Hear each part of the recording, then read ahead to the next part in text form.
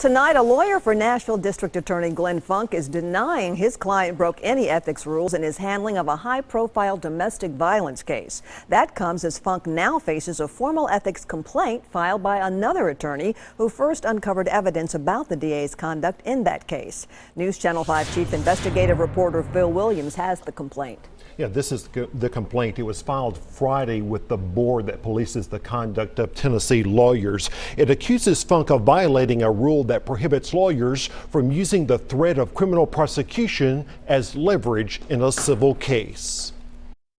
So help me God. The allegations emerged in these videotape depositions first revealed by News Channel 5 Investigates, in which the mother of Nashville developer David Chase testified about how domestic violence charges against her son were dropped only after he met demands from the DA's office that he drop a civil rights lawsuit he had filed against Metro Police.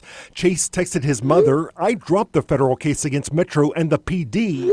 Had to," he explained, "in order to get my stuff dropped after Funk blackmailed me." Has David told you just flat out that he believes Glenn Funk did something illegal?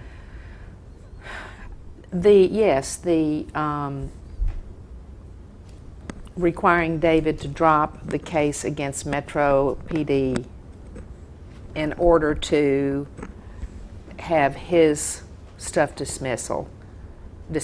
DA Glenn Funk has admitted that his office imposed those conditions, even though it had concluded the criminal case had fallen apart. The DA has claimed such agreements are routinely used by prosecutors across the U.S. If you believe you may have been the victim of... But attorney Brian Manoukian, who represents several people sued by David Chase for allegedly conspiring against him, filed this ethics complaint that accuses Funk of violating a rule that prohibits the threat of criminal charges for the purpose of obtaining an advantage in a civil matter. But it's not too much of a stretch to say that there was pressure bordering on coercion, at least in this case. In fact, UT law professor Alex Long told us the use of a criminal case as leverage after a DA has decided he has no case raises serious ethical issues. Is this a close call?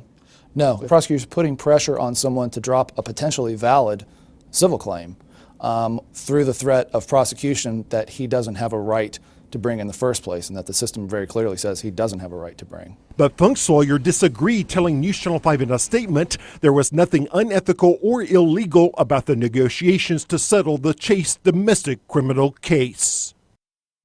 Now, there has been another development. The judge in that civil case down in Williamson County recently released this sworn statement filed by attorney Brian Manoukian, in which Manoukian states that he ended up taking the concerns that he uncovered about the Chase case to the FBI and the U.S. Attorney's Office.